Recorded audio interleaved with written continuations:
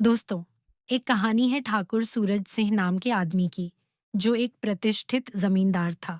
सूरज सिंह गांव के सबसे सम्मानित व्यक्तियों में से एक थे, जो अपनी न्यायप्रियता, मजबूत इरादे और पारंपरिक मूल्यों के प्रति अटूट विश्वास के लिए जाने जाते थे। उनके छोटे बेटे करण ने शहर में उच्च शिक्षा प्राप्त की थी और अब गांव लौटकर खेती और पारिवारिक व्यवसाय में उनका साथ देता था। लेकिन जैसे ही उसका बेटा किसी भी काम के लिए शहर जाता, तो सूरज सिंह उसकी बहू को तो दोस्तों, कुछ वर्ष पूर्व करण का विवाह रोशनी से हुआ था। रोशनी एक आधुनिक विचारों वाली, शहर की पढ़ी लिखी युवती थी।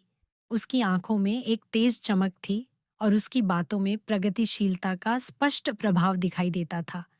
जब वह पहली बार इस पारंपरिक ठाकुर परिवार में बहू बनकर आई, तो सभी ने उसका हार्दिक स्वागत किया। शुरुआत में सूरज सिंह को रोशनी की बुद्धिमत्ता और उसकी स्पष्टवादिता अच्छी लगी।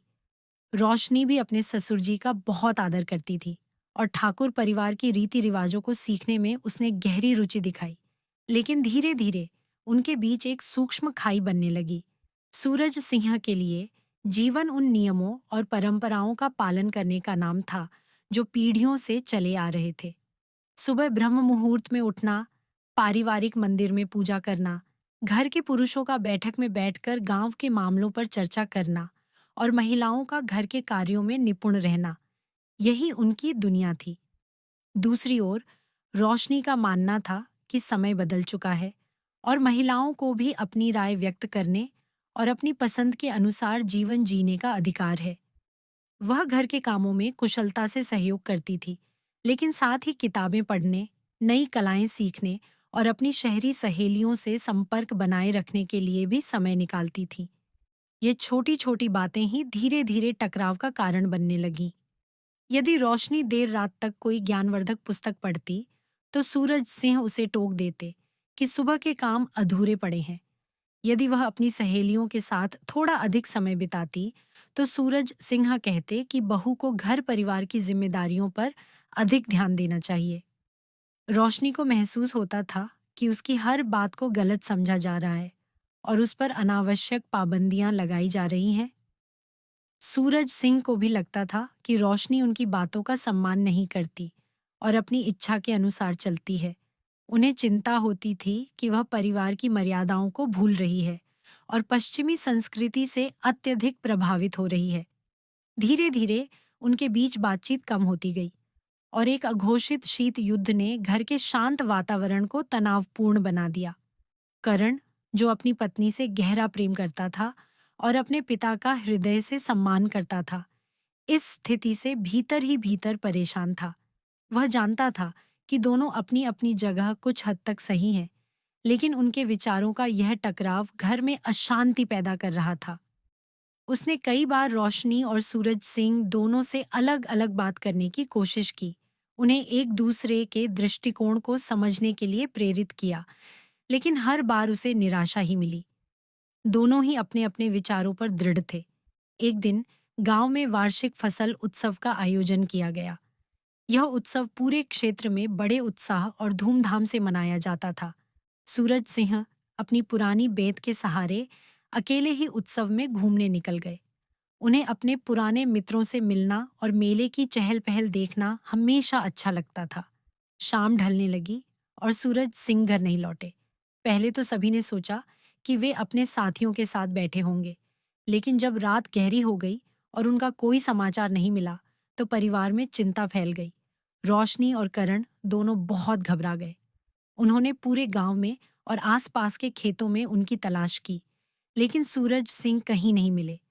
पूरी रात दोनों जागते रहे। किसी अनहोनी की आशंका से उनका मन व्याकुल था। अगली सुबह जब सूर्य की पहली किरणें धरती पर पड़ीं, करण और रोशनी फिर से सूरज सिंह को ढूंढने के लिए निकलने ही वाले थे कि उन्होंने देखा, दूर से एक वृद्ध व्यक्ति धीरे धीरे लड़खड़ाता हुआ घर की ओर आ रहा है। वह सूरज सिंह थे। उनके वस्त्र धूल से सने थे और उनके चेहरे पर गहरी थकान और कमजोरी स्पष्ट रूप से दिखाई दे रही थी। रोशनी तुरंत दौड़कर उनके पास पहुंची।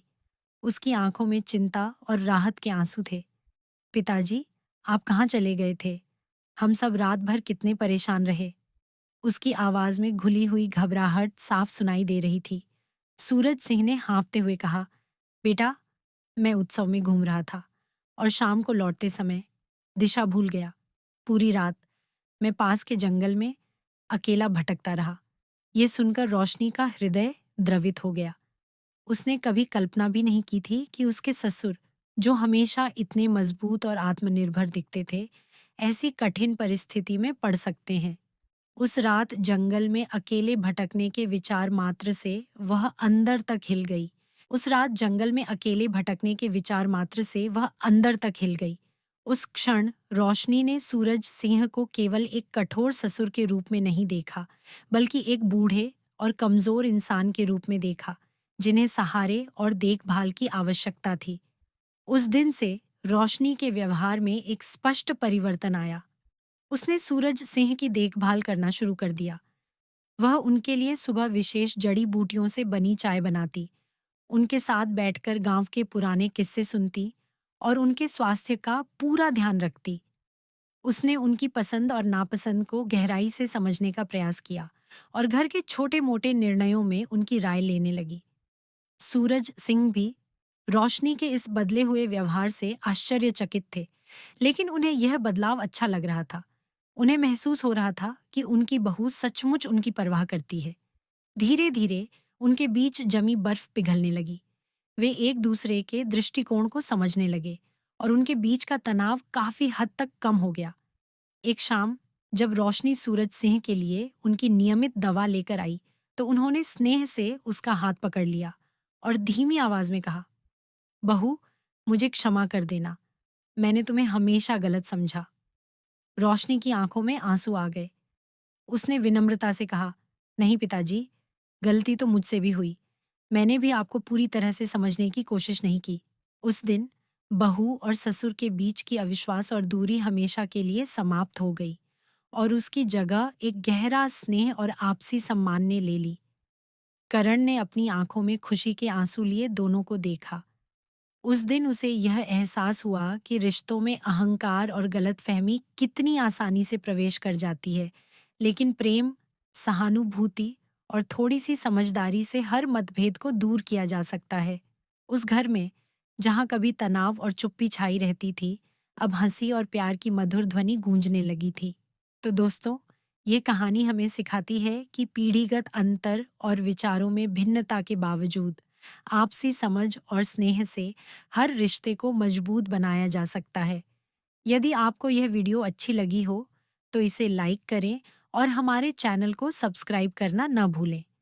धन्यवाद।